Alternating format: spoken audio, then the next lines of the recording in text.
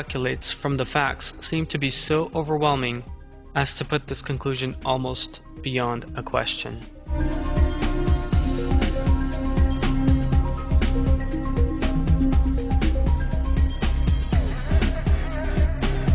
So influenced was Hoyle by this miraculous phenomenon that he stressed how other scientists could not ignore this obvious truth.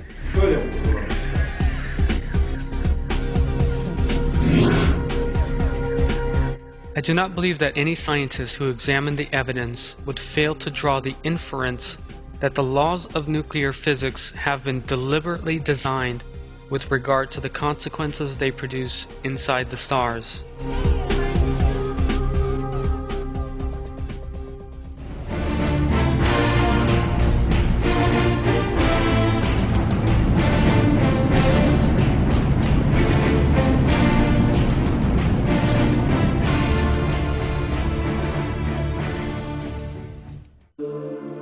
It has been estimated that there are currently around 2 million compounds on Earth, with different structures combined in various ways. In the same way that these compounds may be able to form solely by two atoms combining together, they can also emerge from a combination of millions of atoms. The interesting thing, however, is that the fact that every element has its own particular ability to produce compounds. Some elements never combine with another element under any circumstance. Some produce only one or two compounds. Carbon, however, is very different to all of these. It is able, by itself, to establish 1.7 million compounds of different kinds. Bearing in mind that the total number of different compounds in the world is 2 million, we see that all the other elements, excluding carbon, produce the remaining 300,000 compounds. The meaning of this is that carbon is a great marvel of creation.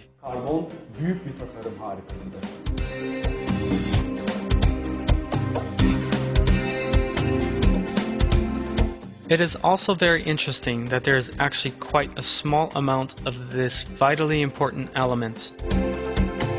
Carbon represents only 9 to 10% of living bodies in weight and only 17 parts in 100,000 of the Earth's composition.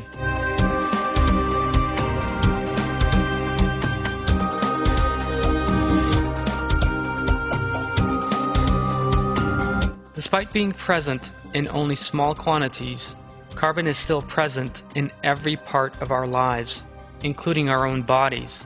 And there is no other element that can replace it.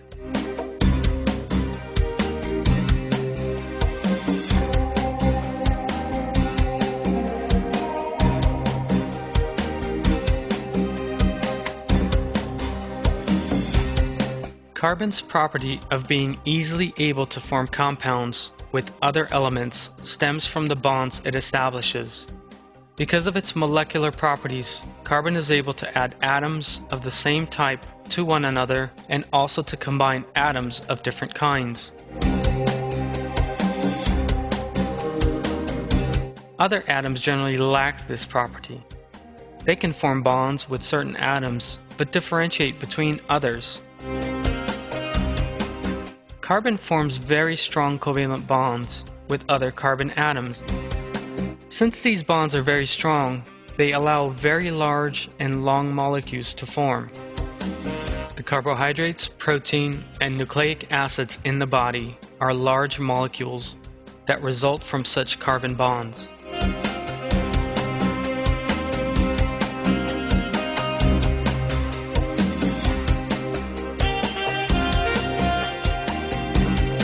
Scientists spent years investigating whether there was any other element that might replace carbon. The element with the nearest properties to those of carbon was silicon. They therefore thought that silicon should be able in some way to build the compounds formed by carbon. However, all their efforts proved to be in vain.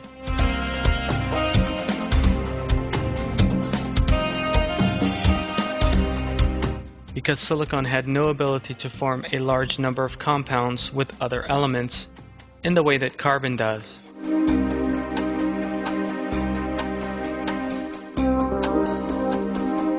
The main reason for this is the strong bonds that carbon forms with its own atoms.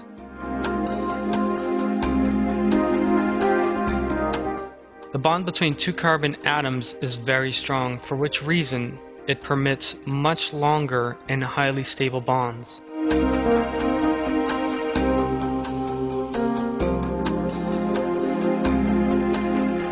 Although silicon is an element very close to carbon, it is unable to form such powerful bonds with its own atoms. The bond it establishes is weak and unsuited to the formation of long chains. In his book, The Chemical Elements and Their Compounds, the British chemist Neville Sedgwick describes how there is no alternative to carbon.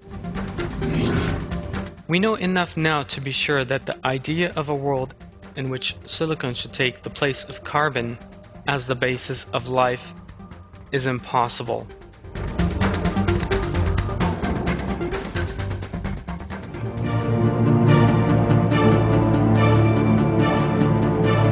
The Earth is the only known planet to have the necessary conditions for carbon to form and give rise to compounds. For example, the temperature range needed for a carbon compound to be able to form is between -20 and +120 degrees Celsius. Carbon compounds start to freeze at -20 degrees and to fall apart at 120 degrees. We can witness this decay and this falling apart under world conditions. In a forest fire, for instance, the extreme heat entirely alters the structure of tree trunks. Carbon compounds undergo changes, which is the reason that the tree structure is radically altered. The carbon is now lost its original structure. As we have seen, carbon is impaired by temperature changes. If that change were to prevail across the world, life would disappear. This is one of the most important proofs that the Earth is specially created. The temperature range that permits carbon to give rise to organic compounds exists only on Earth. And this temperature range is a highly delicate one.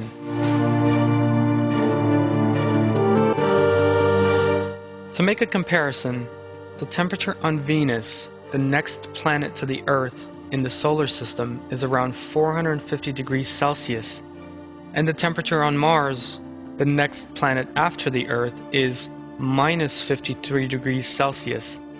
It is impossible for carbon to give rise to organic compounds in such burning heat and freezing cold. It must also not be forgotten that the temperature in the stars measure millions of degrees, and that the temperature in the vasts of outer space is -273 degrees Celsius, or absolute zero. The fact that only the Earth possesses the specific temperature range necessary to support carbon-based life is a great blessing and a special creation.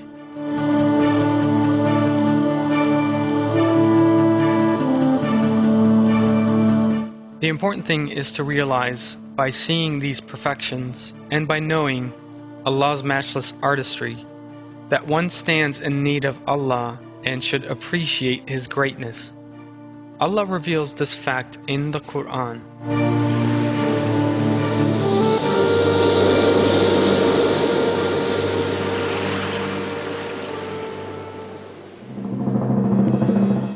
I seek refuge in Allah from the accursed Satan.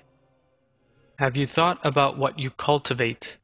Is it you who make it germinate, or are we the germinator? If we wished, we could have made it broken stubble. You would then be left devoid of crops, distraught. We are ruined, in fact, we are destitute. Have you thought about the water that you drink? Is it you who sent it down from the clouds, or are we the sender? If we wished, we could have made it bitter. So will you not give thanks? Have you thought about the fire that you light?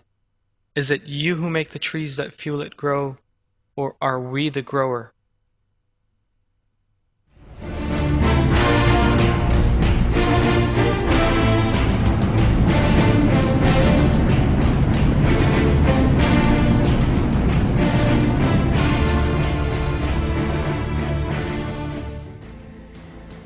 When we examine carbon in detail, we see that not only the formation of this atom, but also its chemical properties have been specially determined.